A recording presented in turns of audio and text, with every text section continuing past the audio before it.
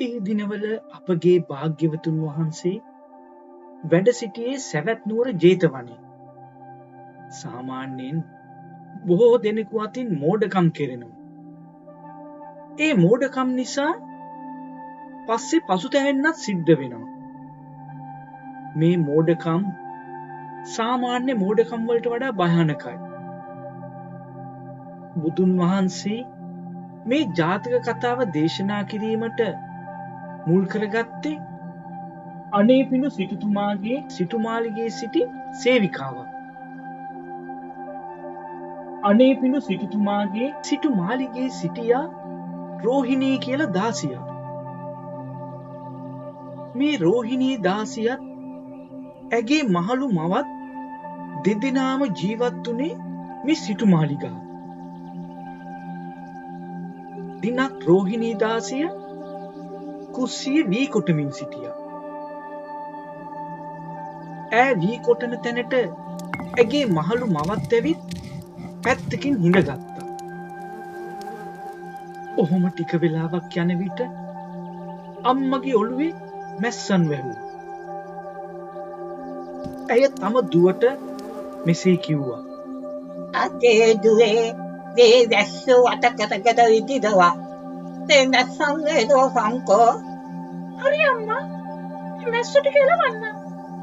ඒ සමගම මේ මෝඩ දාසිය මැස්සන් එලවන්න ගත්තේ අතේ තිබුණු වී කොටන්න ගත්ත මෝල් ගහ. වයසක අම්මගේ හිසට වැදුණු මේ මෝල් ගහ පාරෙන් ඇය එතනම මරණයටපත් වුණා.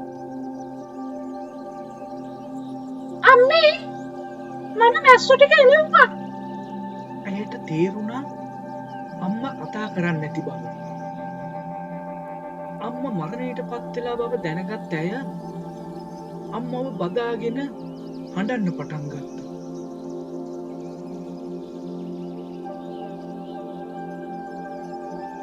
අනේපිඬු සිටුතුමාට මේ සිදුවීම දැනගන්න ලැබුණා. සිටුතුමා ඇවිත් මහලු මවගේ අවසන් කටයුතු කෙරෙව්වා. අනේපිඬු සිටුතුමා නිතර භාග්‍යවතුන් වහන්සේ හමු වීමට ජේතවනාරාමයට යනවා. සිටුතුමා භාග්‍යවතුන් වහන්සේට මේ රෝහිණී දාසිය කළ දේ පවසා සිටියා. මහා සිටුතුමනි, භවයෙන් වැසී ගිය ඈත අතීතයේදී මෙවැනිම සිදුවීමක් සිදු වී ඇති බව පැවසුවා. සිටුතුමා ඒ යටගිය කතාව කියා දෙන්න කියා භාග්‍යවතුන් වහන්සේගෙන් ඉල්ලා සිටියා.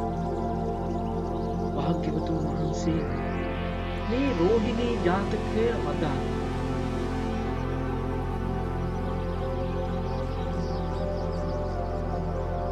සිටුතුමනි, අතීතයේ බරණැස් නුවර බ්‍රහ්මදත්ත නම් රජු කෙනෙක් රාජ්‍ය කළා. මහා බෝධිසත්වයෝ බරණැස් නුවර සිටු පවුලේ ඉපදිලා සිටුවරයාගේ අභාවයෙන් පසු ප්‍රධාන සිටු තනතුරට පත් වුණා. මේ සිටුවරයාගේ සිටුමාලිගේ රෝහිණී කියලා දාසියක් හිටියා. දිනක් මේ දාසිය සිටුමාලිගයේ වී කොටමින් සිටියා. ඇගේ මවද මේ සිටුමාලිගයේ තමයි හිටියේ. ඇය සිය දියණිය වී කොටන තැනට ඇවිත් ඉඳගත්තා. ඇගේ සිරුරේ මැස්සන් වහන්න පටන් ගත්තා. අනේ දුවේ, මේ මැස්සන් එලවපන් කියලා වී කොටමින් ඉන්න දුවට සිය මව කිව්වා. එතකොට ඒ දුව අම්මගේ ඇඟේ මැස්සන් වහලා තියෙන තැන්වලට මෝල් ගහින් ගහන්න පටන් ගත්තා. ඒ හේතුවෙන් අම්මා මරණයටපත් වුණා. දාසියගේ මේ සිදුවීම බෝසත් සිටුවරයාට දැනගන්න ලැබුණා. එදත් මැස්සන් මරන්න ගිහින් තම මව මැරුවේ මේ රෝහිණී දාසියම තමයි.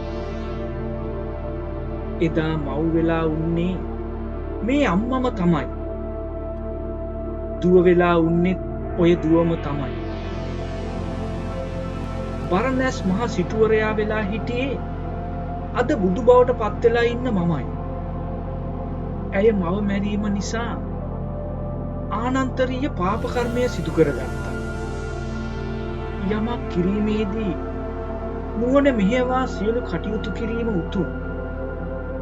නැතිනම් තමාම දුකට පත්වන බව පෙන්නමින් මේ රෝහිණී ජාතකේ නම් කතාව වදාළා.